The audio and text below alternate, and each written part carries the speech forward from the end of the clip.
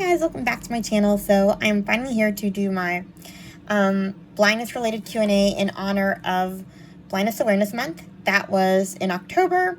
I'm a little bit late due to just different things. But we're here and I've got my list of questions. Thanks to everyone who submitted questions. And yeah, let's just get started because there are a lot.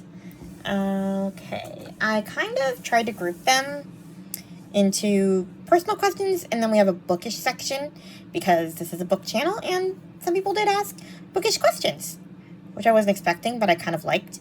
So before I get into the questions, I kind of want to talk about, I actually Googled my condition's name just so I can give you like a, I guess a, official definition. So according to WebMD, osteoporosis pseudoglioma syndrome is my condition. Is a rare condition characterized by severe thinning of the bones, osteoporosis, and eye abnormalities that lead to vision loss. In people with this condition, osteoporosis is usually recognized in early childhood. It is caused by a shortage of minerals such as calcium in bones, decreased bone mineral density, which makes the bones brittle and prone to fracture. Affected individuals often have multiple bone fractures, including in the bones that form the spine, vertebrae. That's me. We didn't actually know this about me until I got x-rayed when I was about 5 or 6, but my mom remembers when I was like 9 months old, I threw myself out of my crib and I fell and I cried, but they just figured it hurt and they didn't think much of it, even though I cried for a couple more days. But they just thought I was a fussy baby at that time. I kind of wish I could remember being brave enough to fling myself out of a crib.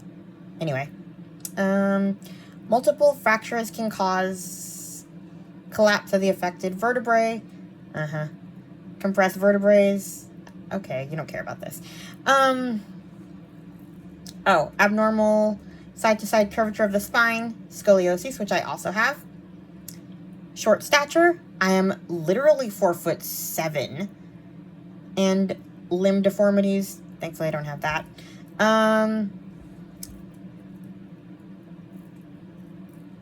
Most affected individuals have affected vision at birth or by early infancy and are blind by young adulthood. I, however, was born blind.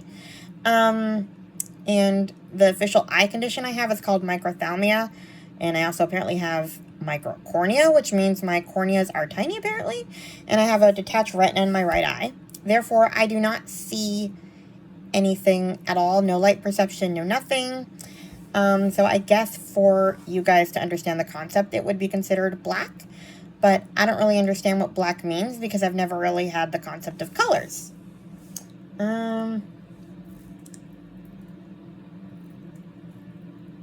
Oh, okay, this is interesting.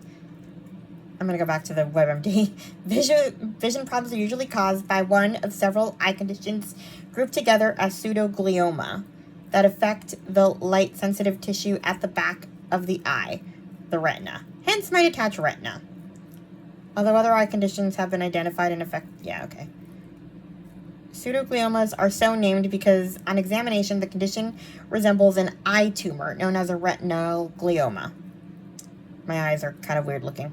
Rarely, people with osteoporosis pseudoglioma syndrome have additional signs or symptoms such as mild intellectual disabilities, weak muscle tone, hypotonia, abnormal flexible joints, or seizures. I got blessed with the seizures as a little kid. That's pretty much it. The bone condition, the eye condition, and the seizures. I pretty much grew out of them by the time I was 9. I had epilepsy medication.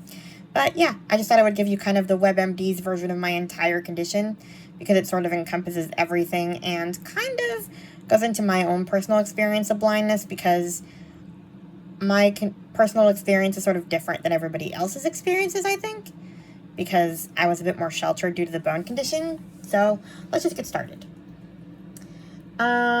First question I got is, how do you think about color? And like I said, I don't have any light perception. I've never seen anything. So honestly, I think about color in terms of things like oranges or orange. Honestly, the only reason I even learned about color at all was Barney. There was a song, I don't remember what it was called, but like, I'm just gonna sing it. Oh, I like red. It's the color of an apple. Orange. It's the color of an orange. I'm stopping now. But like, it identified the colors and what things have those colors.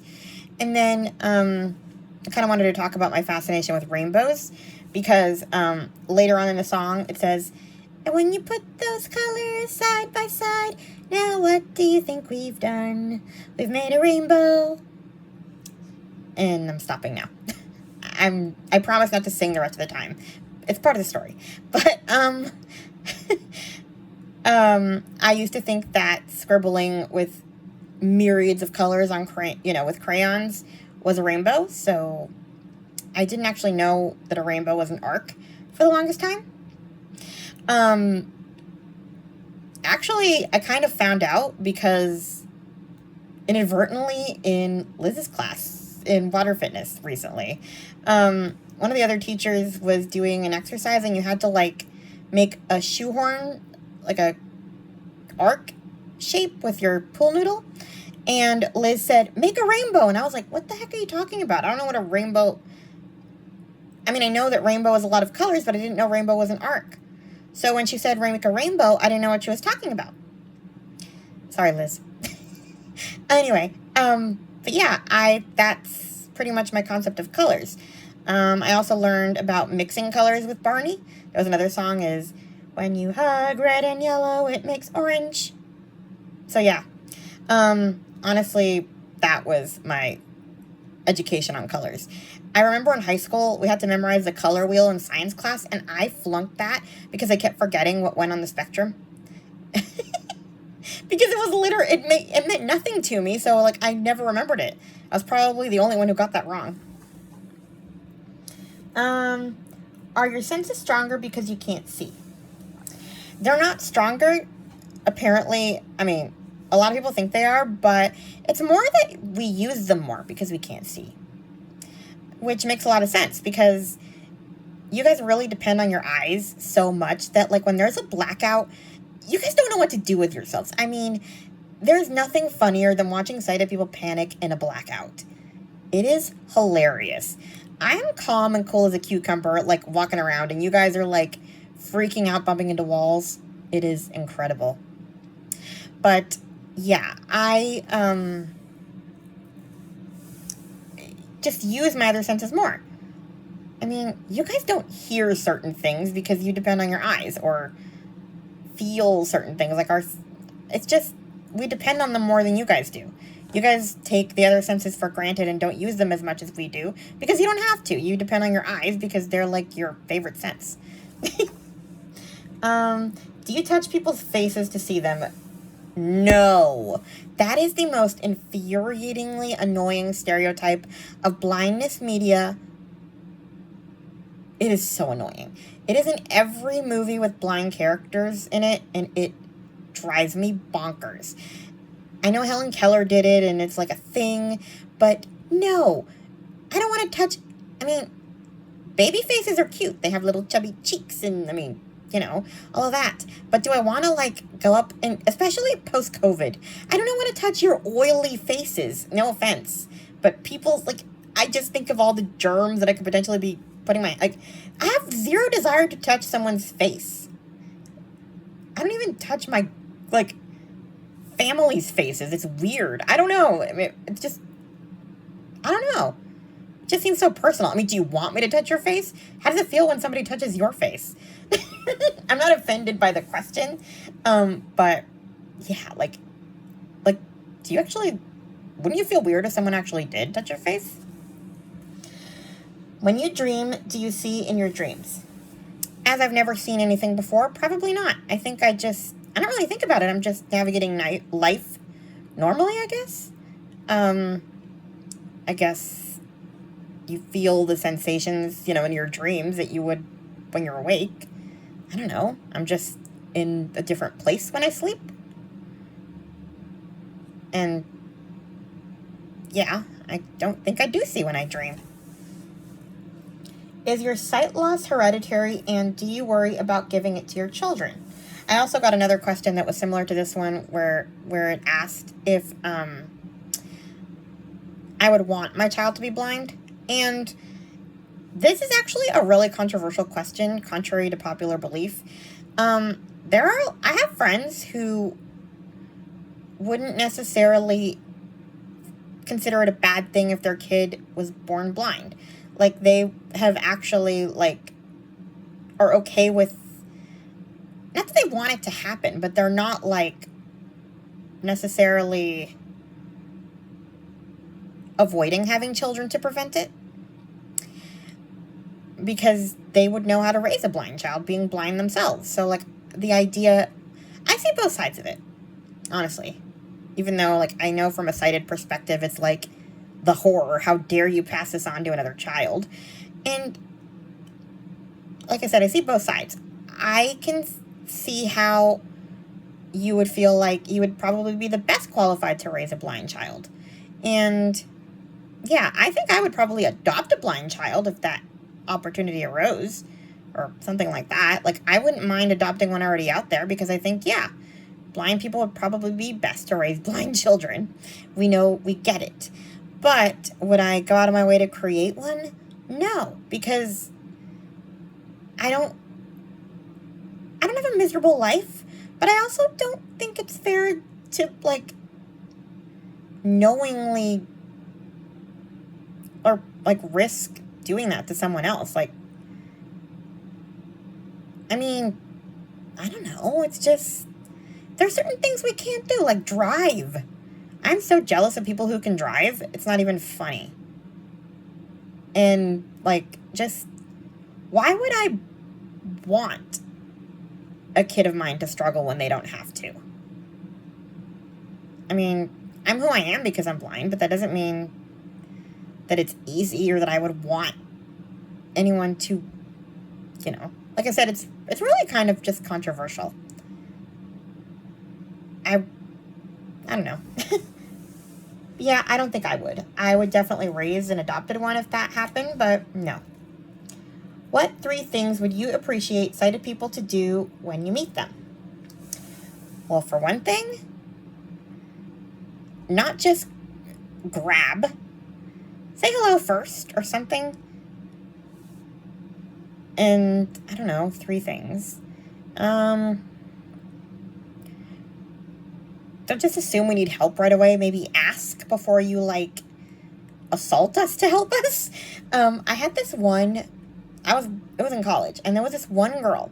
I'm just walking down the hallway, minding my own business, and I'm going the wrong way. And the lunatic gets on all 4s, grabs the bottom of my cane, and starts dragging me in the opposite direction. It's like, you know that's really uncomfortable, right? Why are you doing this? If you want to help me, there has to be a better way than dragging me by the bottom of my cane while you're bent double walking with me. You weirdo. So yeah, just maybe ask if we need help, and if we don't, just assume we're okay and, I don't know, go away, or maybe walk next to us and treat us with a little dignity. Also, sometimes when you help us, you're actually making us more lost because you want to take us your way. And sometimes we have, like, our memorized routes. Like, we go a certain way, even though it might be the long way, it's how we go. And if you try to take us to a shortcut, you're literally, like, getting us lost, because we won't be able to do that later. And we'll be in a completely different spot. If that makes sense. Like, it's better for us if we do the route that we practiced rather than yours. So yeah, like, sometimes you're not helping when you think you're helping. Do you think you pick up on people's tone of voice more than seeing people? Yes, to a certain extent. I think I pick up on tone. I don't always know what's happening, but I can tell there's a tone, and I can sometimes feel an atmosphere that sighted people don't always notice. I don't know why. It's just a feeling I get. But sometimes I'll admit that I miss the visual cues, and I say things that maybe aren't the best said in the moment because somebody's having a conversation with their eyes I don't know about. So, I don't know. I think in some ways I'm more perceptive, but in some ways I'm, what's the word? Like, at a disadvantage in social situations. What things do sighted people do that are annoying or irritating to the blind community? Oops, I think I just answered that. Well, for one thing, they grab us and they insist we need help when we might not.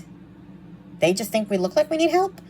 They talk in baby voices. There is nothing more infuriating than a sighted person talking in a really, talking to us like we're toddlers. When we go to restaurants, they always ask, a lot of times I'll ask my parents what I want. Or worse, they'll say, "And what would you like, sweetie?" Or something like that. "Would you like a coloring book?" No, I wouldn't like a coloring book. I'd like you to, use the QR code on that menu and give me my phone back so that I can read the menu like everybody else, thank you. I don't want a coloring book. But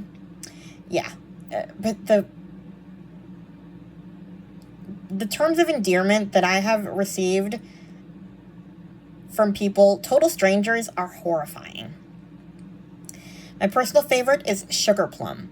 Braille Institute used to take us to, I used to be in the Braille Institute Children's Choir, and they used to take us to do concerts and stuff to raise money for Braille Institute to these different places. And one of the places was the Pasadena Showcase House for the Arts. We used to go there every year, and they would give us a tour of the Showcase House every year after we sang for them and stuff. And we would always have to put on our best smiles and act all precious and adorable, to endear us to the people who will be donating money for us. And there is nothing more endearing than a bunch of blind people singing, "Was blind, but now I see." That's being sarcastic, by the way. Nothing against Amazing Grace, but looking back on it, don't do that, okay? Why did you make us sing that? Anyway, I got in a timeout once because I wouldn't play along. This lady was like, "You did so well, my little sugar plum." It was revolting, and I made a face similar to the one I'm making now. Well, I'm kind of smiling now, but I made a face and I got in trouble. And I'm pretty sure that Sugar Plum didn't donate any money to Braille Institute after that little performance from 12-year-old me. No self-respecting 12-year-old wants to be called Sugar Plum, okay? I don't particularly love being called ma'am or Mrs., but I'll take that over Sugar Plum. I'm not married, so even, gross. Do you ever get mad when someone over-dramatizes small difficulties when you can't see? Like when they make a big deal out of something. Well, the person who wrote this said that she would probably be making a running tally of things that people complain about. Like if they're complaining about a stubbed toe, and she'd be like, "I can't see, what do you have to complain about?" And the answer to that is no. I've never really seen, so I'm not upset about it, really. Honestly, seeing has never been something I wanted because I never had it. I don't miss it. I legit could care less. And I know that's hard to believe for some people, but I really don't care. In fact, I think I'd probably be more traumatized if someday there was some miracle-saving surgery that made me have vision, because I wouldn't know what to do with it. It would be scary. I was reading this article about a guy who got his vision back through some kind of surgery. It wouldn't apply to me, but he was seeing, the stuff that he was seeing was freaking him out. Cars just coming out of nowhere freaked him out because it's sensory overload because you've never had it. Can you imagine? It'd be the same as losing your sight after having vision, essentially. You're living in a scary world. you wouldn't know how to process that for a long time. So I honestly think I'm pretty happy the way I am. And I'm not like, I mean, do I have a pity party now and then? Yeah, but it's more because of the bone thing than anything else. Because, like, I know a lot of my blind friends, like, get to go places on their own. And as my bone condition has deteriorated a bit more, I don't get to do that. My parents watch me at home. I live at home. I have to go with them where they go. I mean, they take me where I want to go too, but, you know, sometimes I'm almost like an overgrown kid who has to go on errands. And that sucks.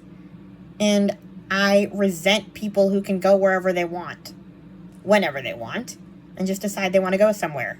Or, like, I don't know, just somewhere I don't want to go that I end up having to go because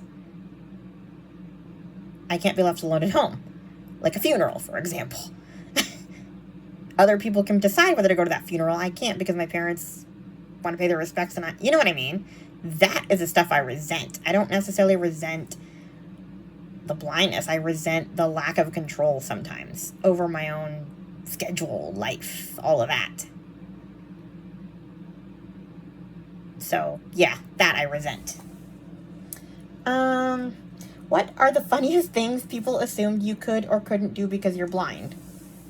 That one's hard. I cannot, for some reason I can't think of, well, I remember one time, my aunt, she had just come, she's from Mexico, and she had just gotten her visa, so this was the first time she came to our house. We'd always gone to her house, and when we would go to her house in TJ, I'm pretty dependent when we go to other people's houses. So, when she came to my house, and I was, like, walking all over the place, she was, like, genuinely shocked that I could walk around the house, and, like, I was pretty independent at home. Because,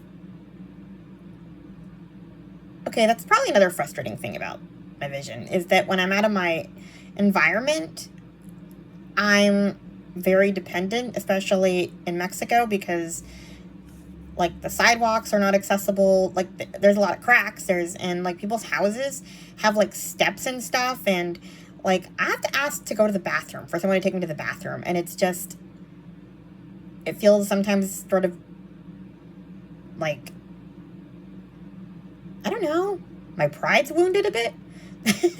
So, you know, it sucks sometimes. That's why I don't like going to other people's houses. It's just awful.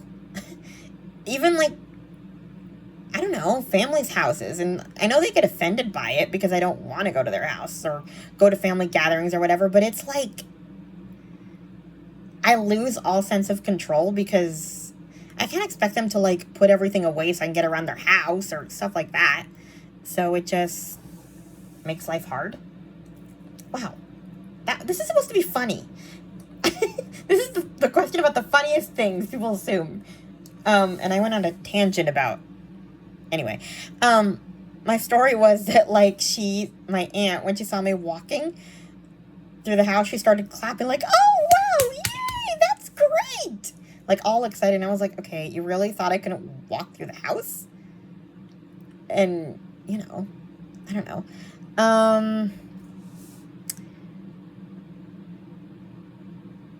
what do people assume I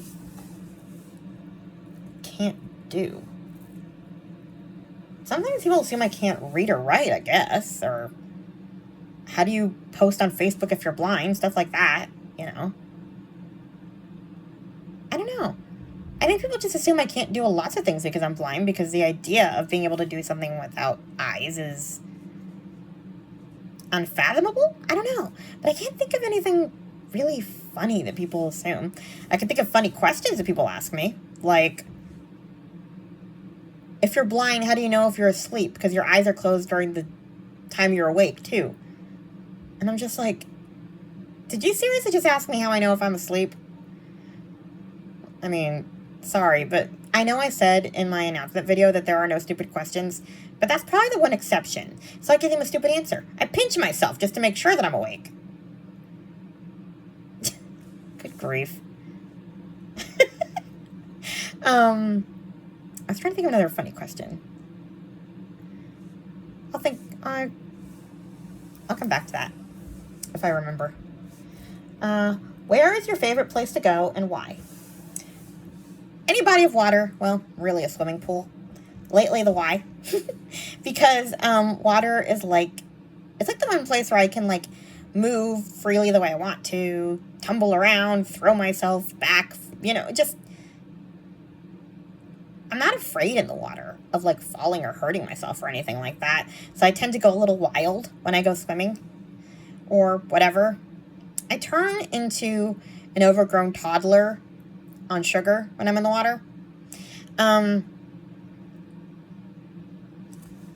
a water fitness class, I actually got banned from doing laps with the other people during water fitness because I almost got myself run over by somebody else doing laps because I was streaking across the pool like a crazy person.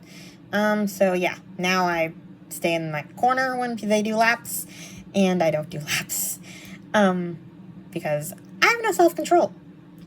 I was always like that. Really, the only time I ever got in trouble as a kid was in a body of water.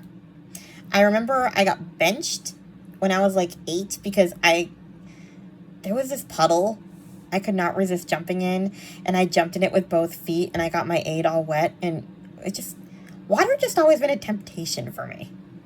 And I also used to get in trouble at Braille Institute when I would jump over the lines into the deep end of the pool where I wasn't supposed to be because I figured I was wearing my life jacket, so I'd be fine.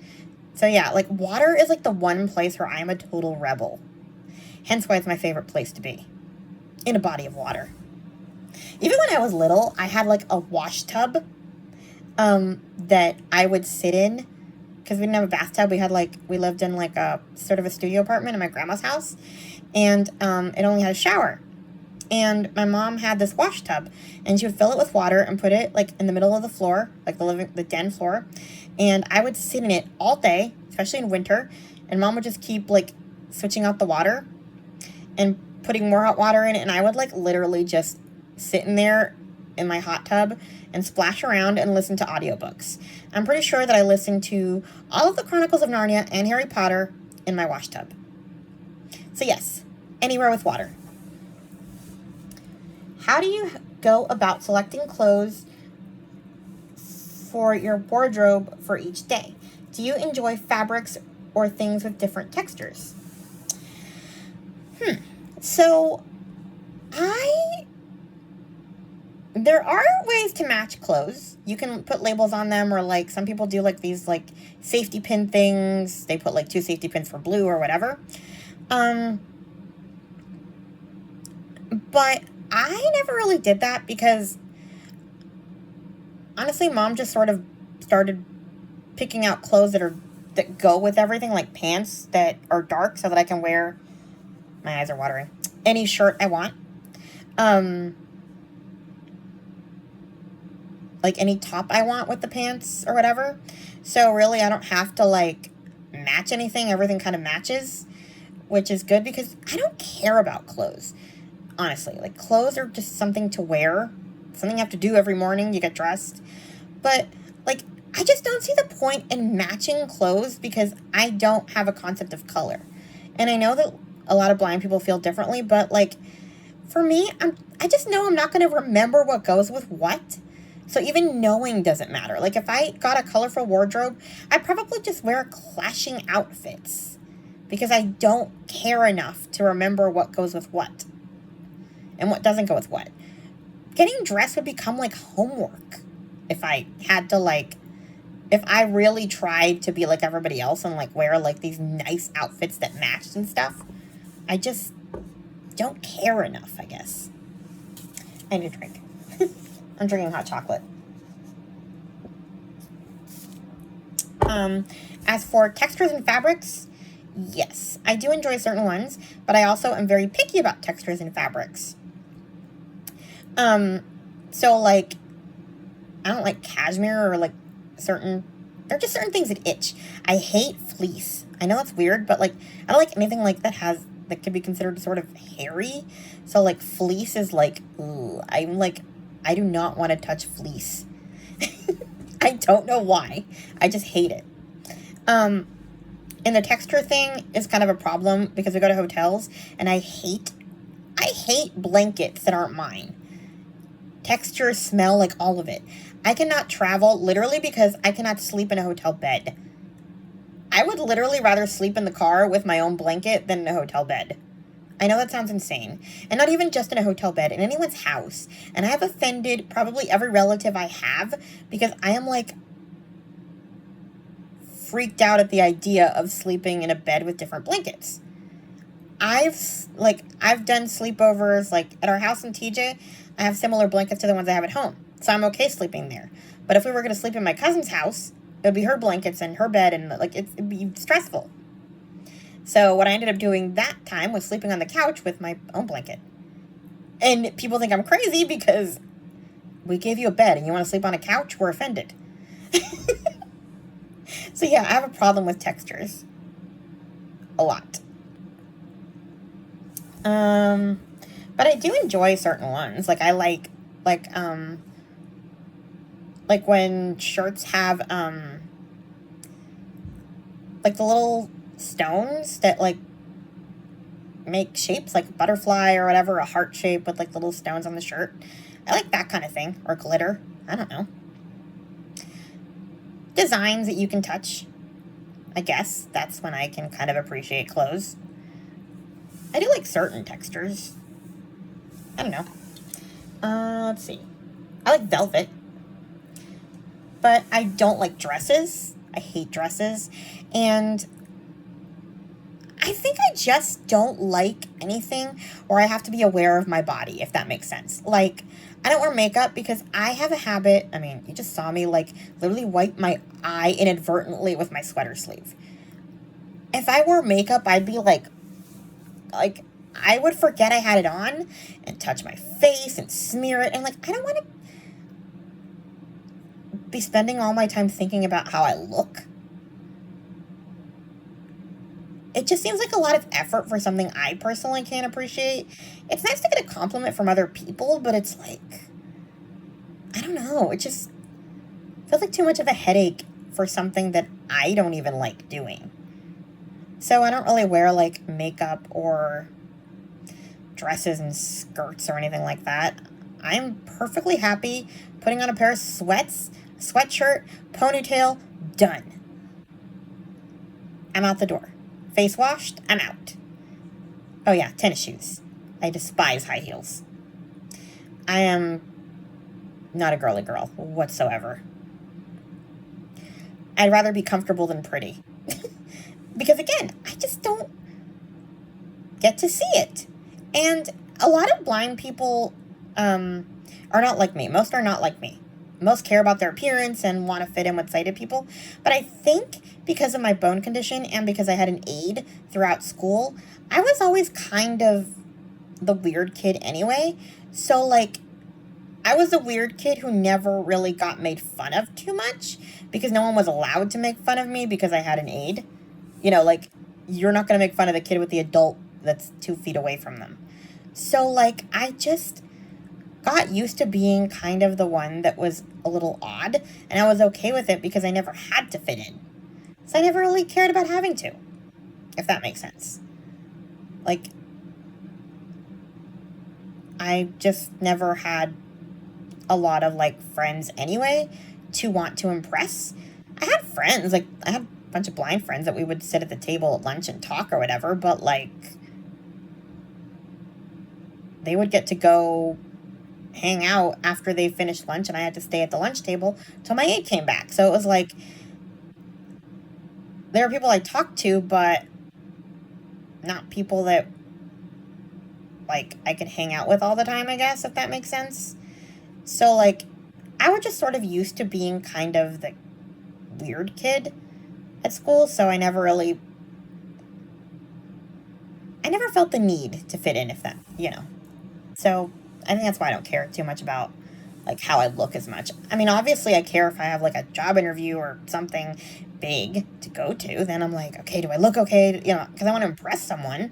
But, like, if I'm going to I don't know, out to eat, or to my sister's house or something, and mom wants to, like, put a pair of earrings on me or something, I'm just like, okay, it's just my sister. Why do I need to dress up for her again? We're related. She saw me in diapers. I don't need to look nice for her. No offense. um, when you are out and about, do you enjoy the sounds and smells of places and gauge where you are from that? Or do you enjoy people painting the scenes for you?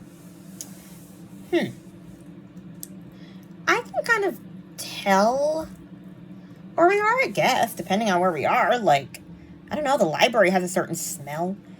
Or, I don't know, stores have a different smell. As for do I enjoy people describing the scenery? I don't know. I don't really have a lot of... It's not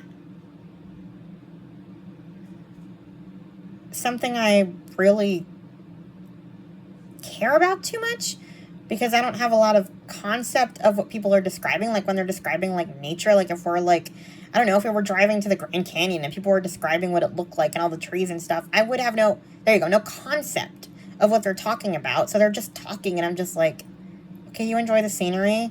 I'll smell the pines, I guess, and listen to my book and wait until we pass it. Which I know sounds completely depressing, but it's just, I don't know. And I read, like, there's not very many books with blind characters, but most of the ones that I've read are about people who lost their sight later. So they enjoy that stuff. And I get why, because they can picture it. But I can't really picture that. Like, when you're describing a sunset, I don't understand what you're talking about. So, but then I also can't say that to people because it hurts their feelings, especially like my parents, and it makes them sad because I can't see a sunset. And so sometimes I just let you blab on and have a headphone in my ear and pretend I'm paying attention to you.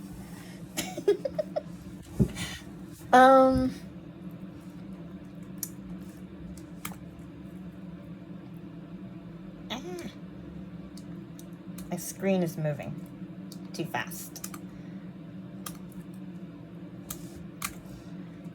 Did you have any special training or therapy when you were a kid to help you figure out everything around you without being able to see it?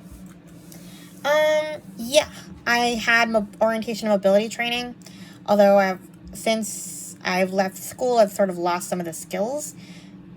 I don't walk as quickly as I used to, but they taught us how to use a cane. There's actually a short on my channel where I kind of demonstrate the cane use. It got over 1.8K views, and I was genuinely shocked. I don't think I've ever gotten more than 100 views on any video, and that gets the most views. Weird. But yeah, I learned cane skills. I had mobility throughout school. When I was really little, they taught us how to use a cane.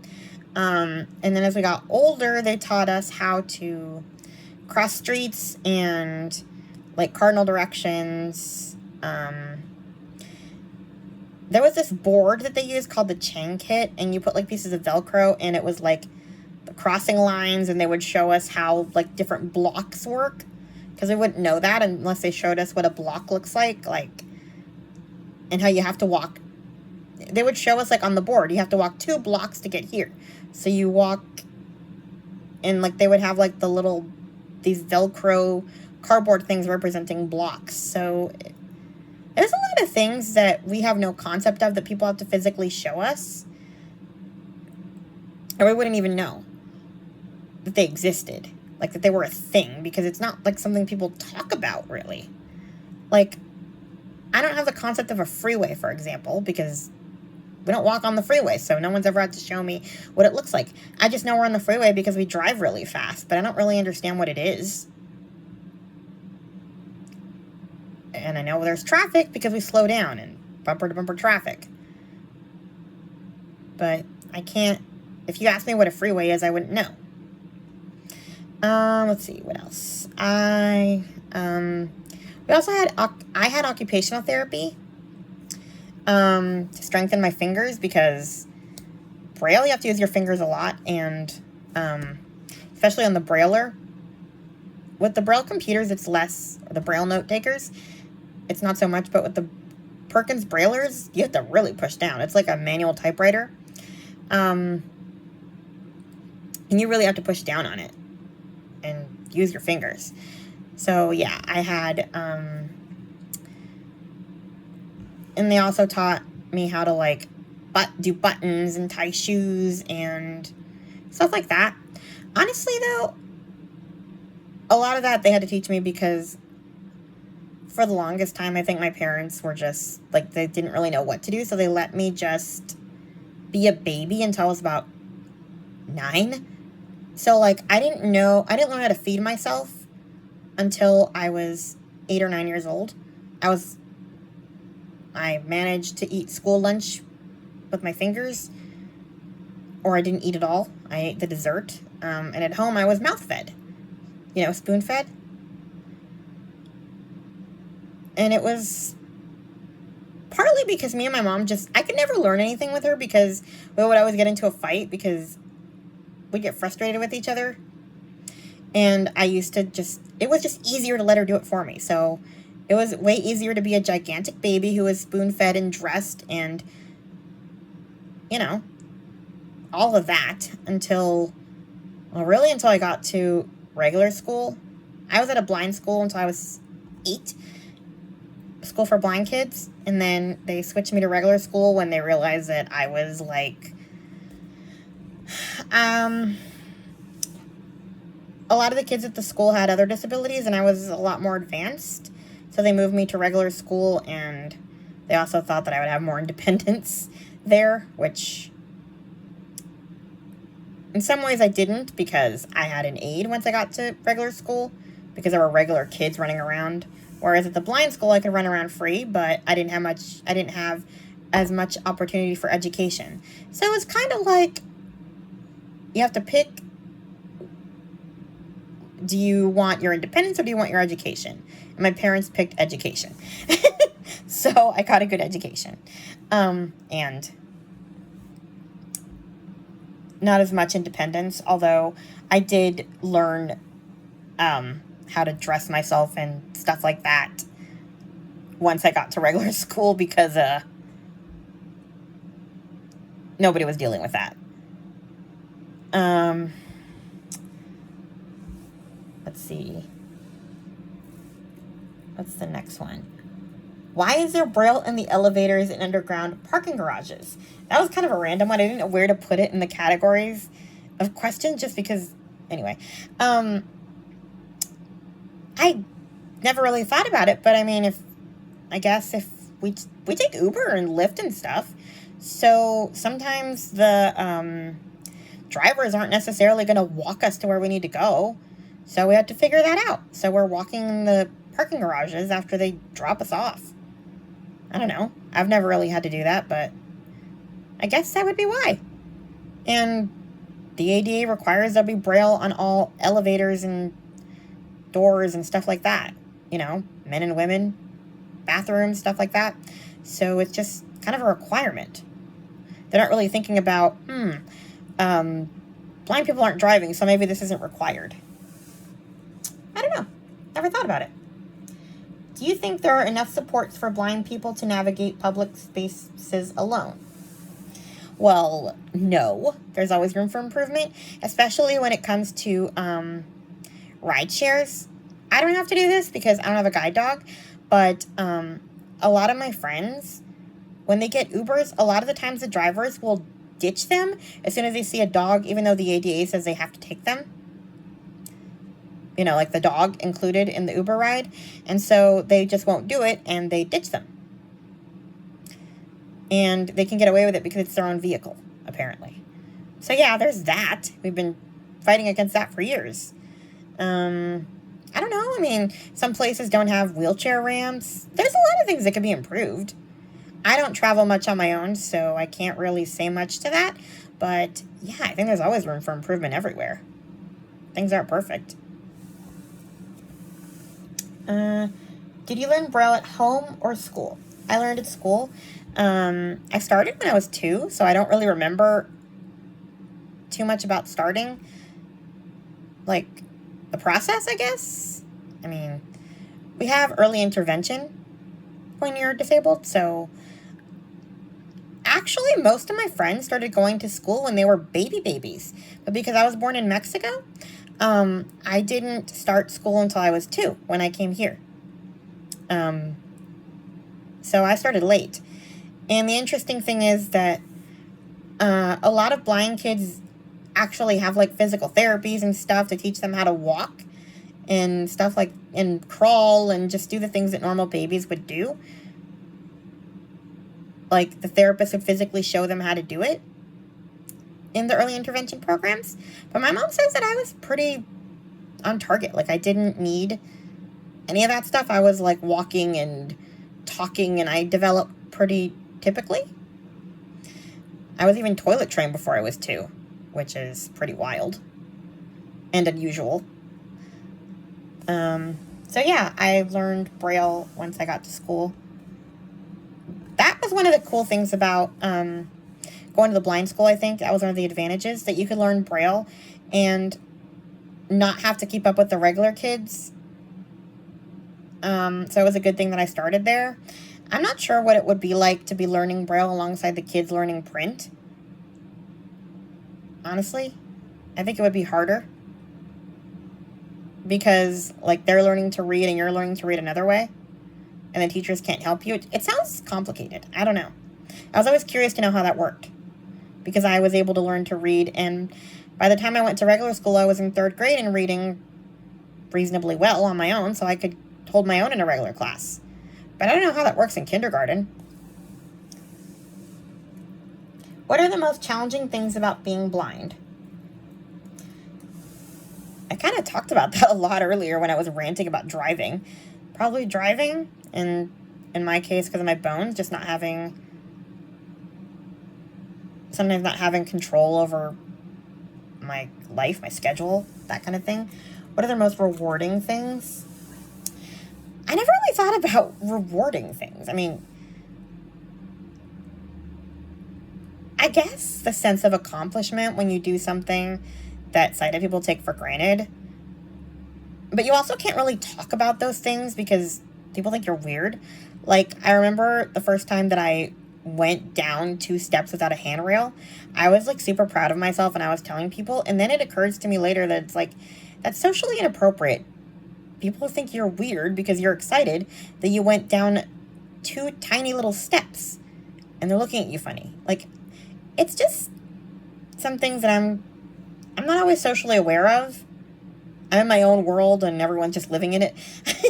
So I'm like talking about my excitement over going down 2 steps and they're like, okay, do you want a cookie? What gifts do you give a blind person? Yeah, makes sense. Holidays are coming up. Okay, look. It really depends on the blind person, but for me, Audible credits or Libro FM credits, that is really all I want. And I'm not telling you to give me any. I'm just saying, like, everybody in my family lately has been like, what do we give you? We don't know what to give you. And it's like, my email address is in my YouTube channel. You can go find it and give me a nice little Audible credit that I can use to spend on a book. Like, that is all I want. It's not that hard. It's just funny. Like, when I was little, they would give me, like, toys and dolls and stuff, and it was easier. But as I got older, they started giving me money or gift cards, and then they stopped doing that just because they felt like that was impersonal, I think, and it was just, you know. They didn't know what to do, so they just stopped giving me anything. And, yeah.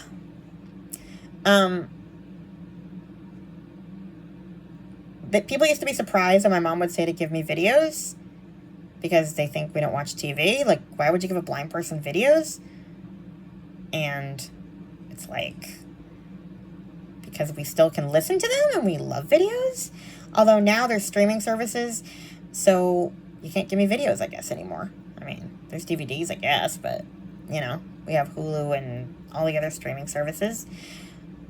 Honestly, technology sort of ruined gift giving, for at least for me, like blind people gifts, because all I ever really wanted was books and like videos and audiobooks and like Miss Schindler, my Braille teacher, used to give us a book every Christmas. She'd, like, wrap it, and I'd get, like, a Braille book every year. And, like,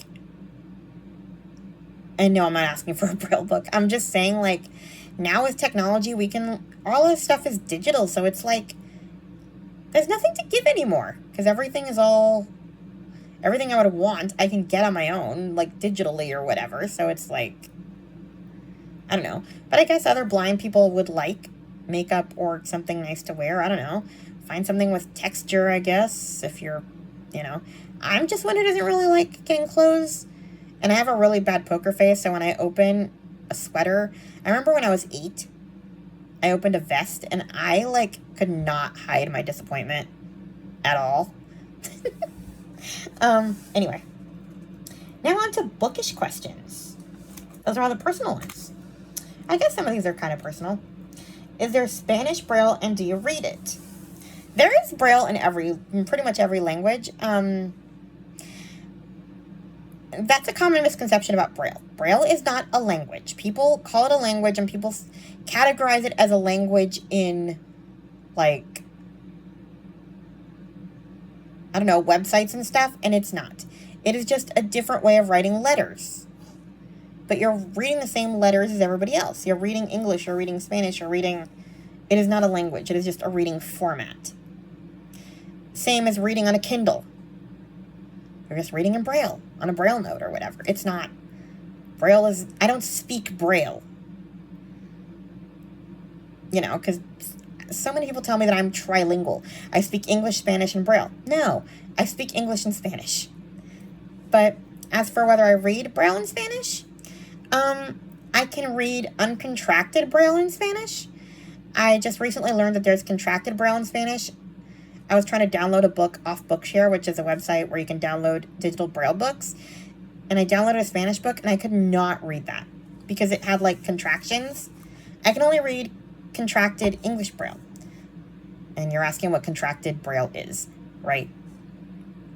Contracted Braille is basically you have shortcuts and, like, different signs for certain letters or combinations of letters. So, like, it's a way to shorten words so that they don't take up as much room on the page.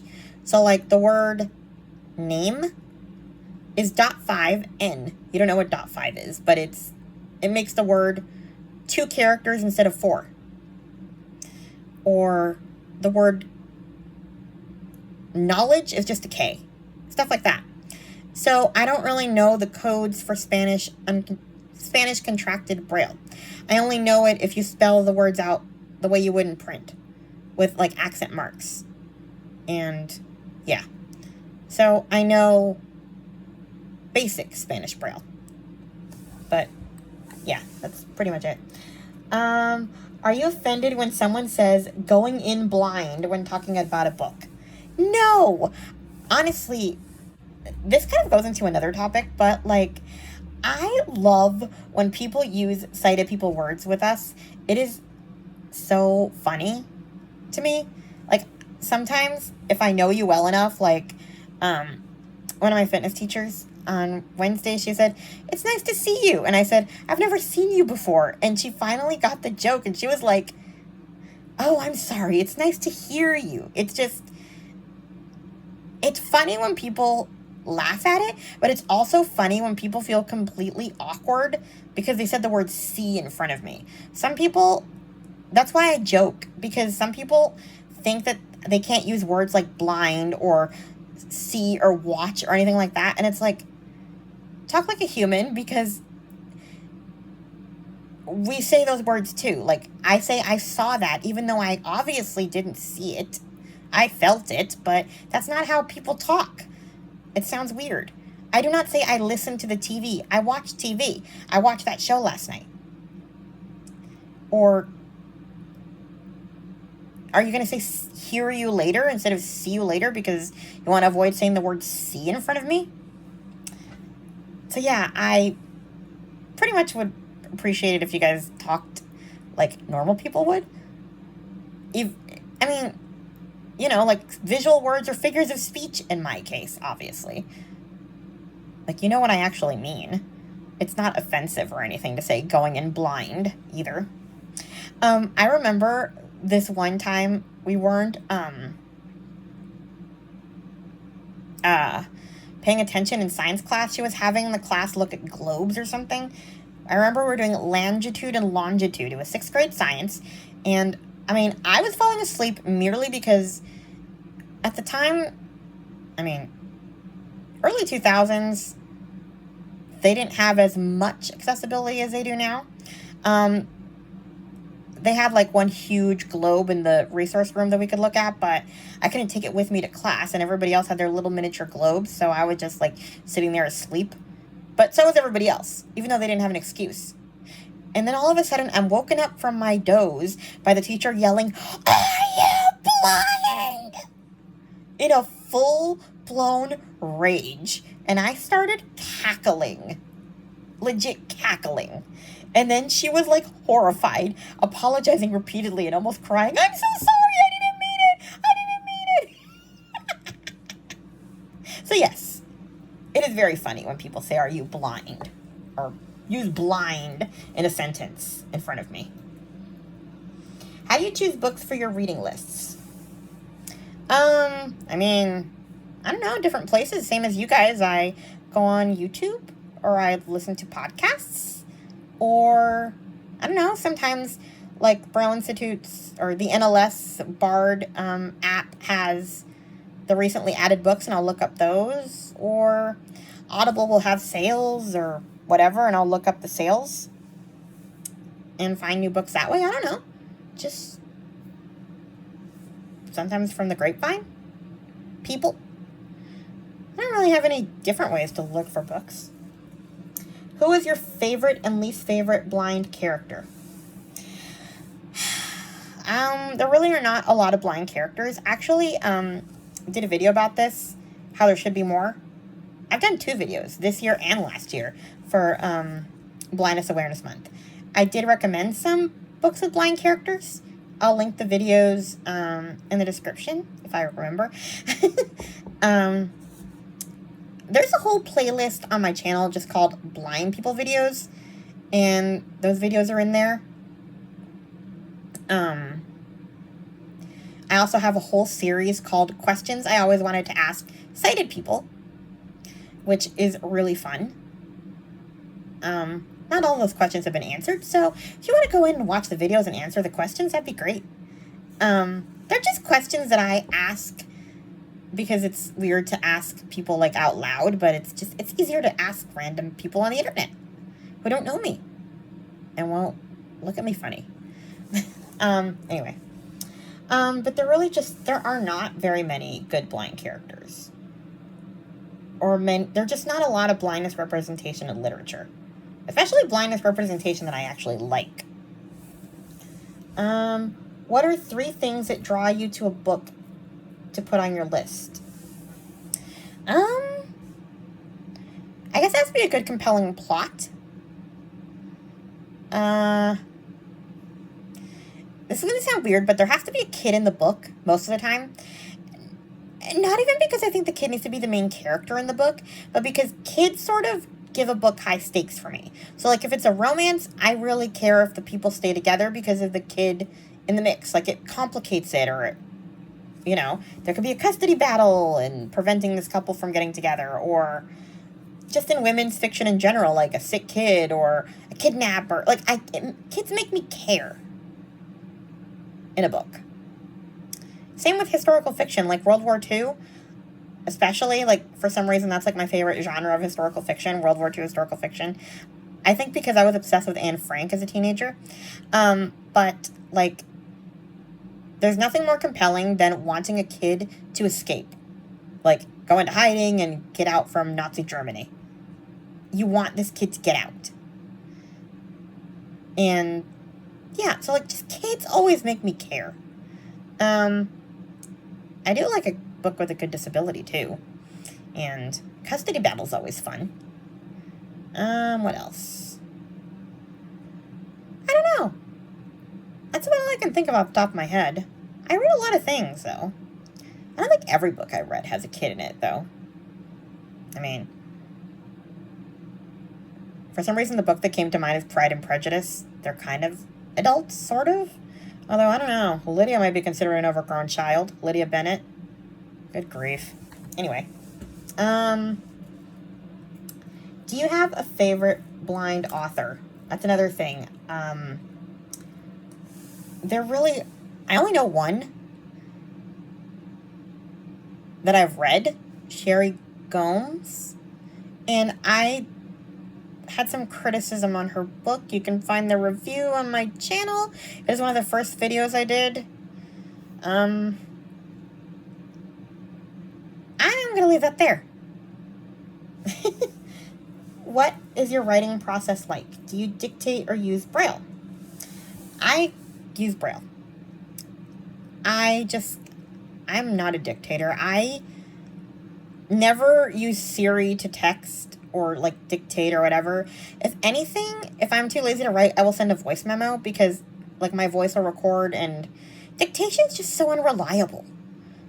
I mean, you send the randomest things with dictation. And I actually accidentally offended someone because I said, you misspelled my name. And she said, yeah, because I was using dictation. It just spells it how it spells it. I pronounce it Paula, which is how she says my name, even though it's Paola, which is fine. I don't care if you call me Paula, but when you're telling dictation is going to spell it with a U instead of an O. So I just like to type things myself. I'm a very visual learner, which sounds weird because I'm blind, but I'm not a good, like, memorizer or, like, I've never been one to have, like, the super good memory. You know, I'd be terrible in Hollywood. I wouldn't remember my lines. I am a reader.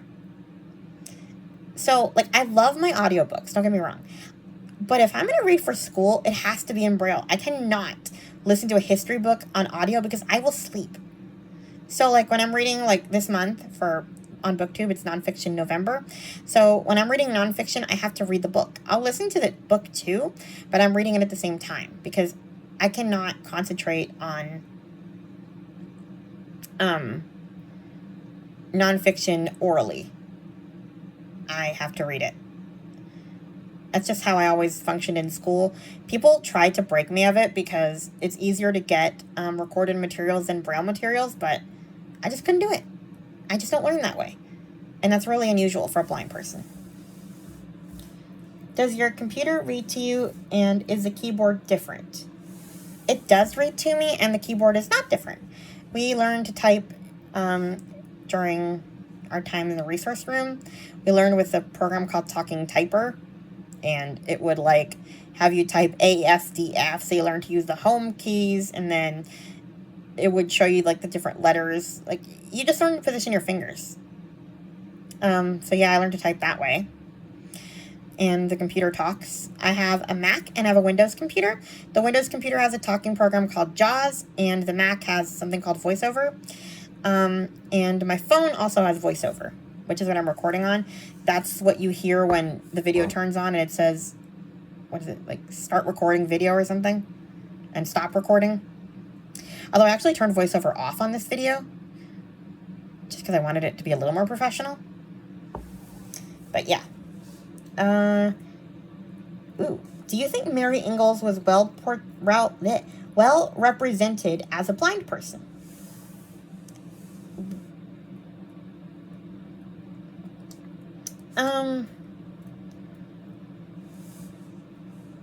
I think that's hard. I should have asked, I should have replied to this comment, but are we talking Mary Ingalls in real life, or are we talking Little House on the Prairie? Because if we're talking Mary Ingalls in real life, I mean,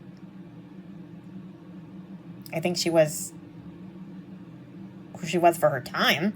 But if we're talking about Mary Ingalls in the Little House on the Prairie TV show, I mean, she's represented well for modern times, but I think that Little House on the Prairie took too many liberties with trying to make her less miserable than she was in the books. Not that she was miserable in real life, but like in real life, she went to college, she came back, and she stayed home and knit. In the Little House on the Prairie TV show, spoilers, she literally gets a boyfriend, gets married, goes to school, teaches. Like, she has a whole life that she would never have had in the 1800s.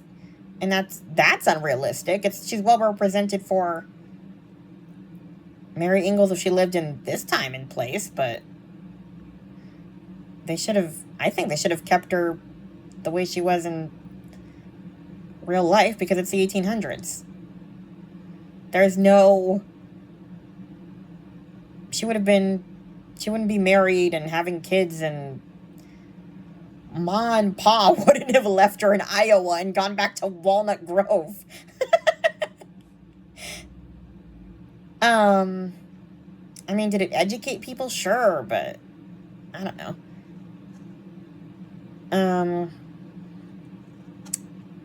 The whole I can't see thing was a bit dramatic, but I guess, I mean, it's Hollywood. And, I mean, what do I know? Probably if I woke up blind, I'd probably be screaming too. I don't know. Hard to say whether I think she was represented well. I have to admit, I liked her better as a blind person in the books, though. She was so annoying when she could see.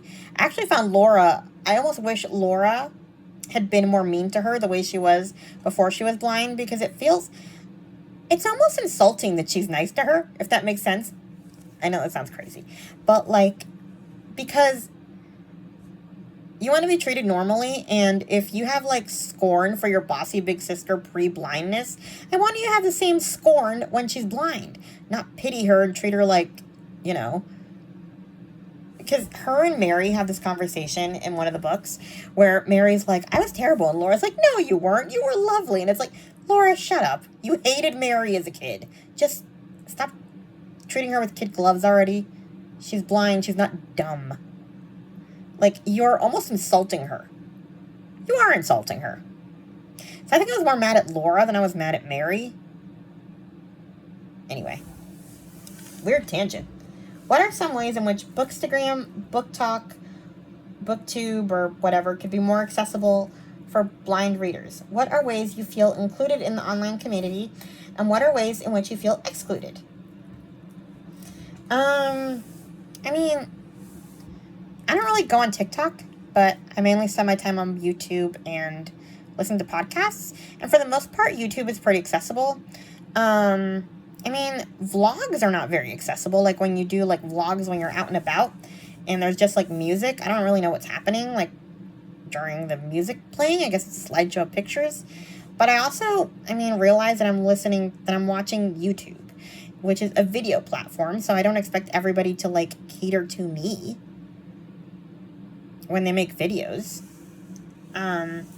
I would appreciate it if people would say the book title when they talk about books, though, sometimes. Because sometimes they're so excited about a book that they'll just go into what the book is about. And I'm interested in the book, but you never gave me the title. That drives me nuts. I don't know. That's about it. I mean, I include myself in the book community in whatever way I can.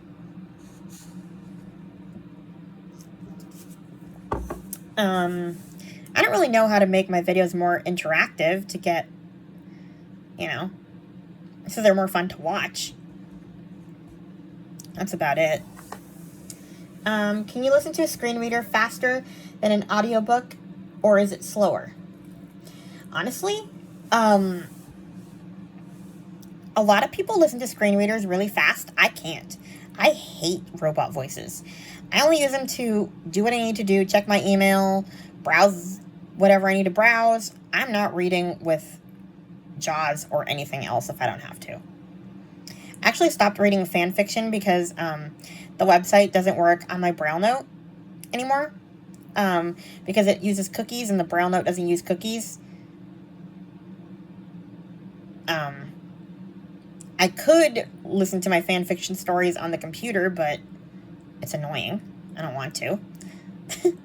I read Harry Potter fan fiction. Don't judge me. And fan fiction, for anybody who doesn't know, is like people basically write stories about how they wanted things to be in books, or they write a whole other like story about what could have happened, stuff like that. So like there's different subjects. I like reading Harry Potter fan fiction. So like, what if Sirius lived? Oops. Spoiler. Sorry.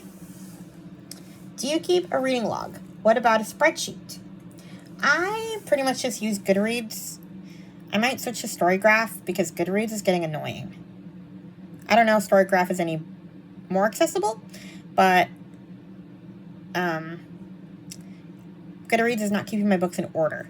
And I write them down in like a list on my Braille note so that I can do my reading wrap-ups on this channel. But do I keep a spreadsheet? No. And I hate spreadsheets, but I have a friend who is like super good at them, and she has a really good like visual. I know I say I'm a visual learner, but she can like picture things in a way that I have to like see them physically, if that makes sense. Like she can navigate a spreadsheet and I would need to see it on paper to understand it. Like I cannot stand spreadsheets.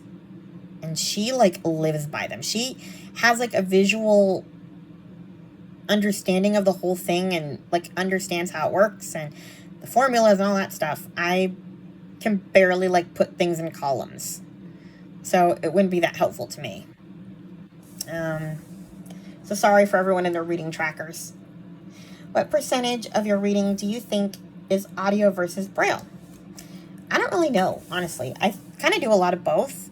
I actually prefer to do tandem where I'll read both at the same time. Like I'll read part of it in Braille and then I will like keep listening to the audio in the car or something. But there's a lot of audiobooks that aren't available in Braille too. So that sometimes sucks. Let's see. What barriers do you face with accessibility to reading? I mean, books not being available in Braille, I guess. That would be one. And books not being available in any format for us. So, like, one of the first videos I ever did, I'm going to link it, just so you can, like, well, I actually did 2 versions of the same video. I did the same video a year later. I was complaining about this book that I've been wanting forever. It's called The Friend by Dorothy Comson. It is basically kind of like Big Little Lies. Whatever. Anyway, it was published in the UK. A lot of Dorothy Comson's books are available here too, but not that one. And I know that it's available on Audible in the UK, but it's not available here. And that is super frustrating because I really want to read it. And what makes it worse is that you know it's available on Audible, but you can't get it. It would almost be better if it wasn't available in audio at all than to like get a little taste or preview of the book you can't have because you don't live in the UK. Like, that's more infuriating than anything. I've been wanting that book for like 5-6 years. And there's another book that I recently found out about. It's called Keaty by Elle McNichol. It's a prequel to A Kind of Spark it was another book I read. It's about an autistic girl. I loved it, and I want to read the prequel, but I can't read the prequel because it's not available in Braille, and it's not available in audio, at least in this country. I don't know if it is anywhere else. I haven't looked because that'll just make me madder. But I've been seeing it all over BookTube and, well, YouTube, the book community. I think I've seen like 4 people talk about it, and I'm just like, okay. Is this book mocking me? Because I see it everywhere, and I want it. So yeah, that's infuriating.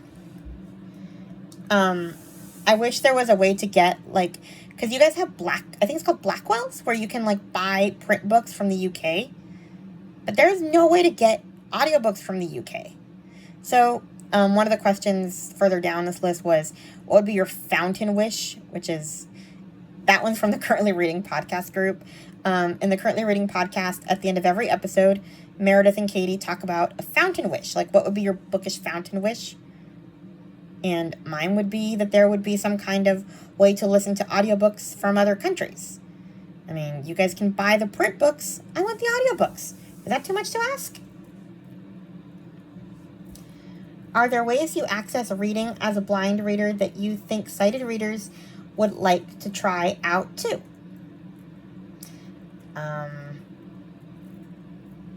I don't know. Not really. I mean, you guys already do audiobooks. I don't think you necessarily want to read with the screen reader.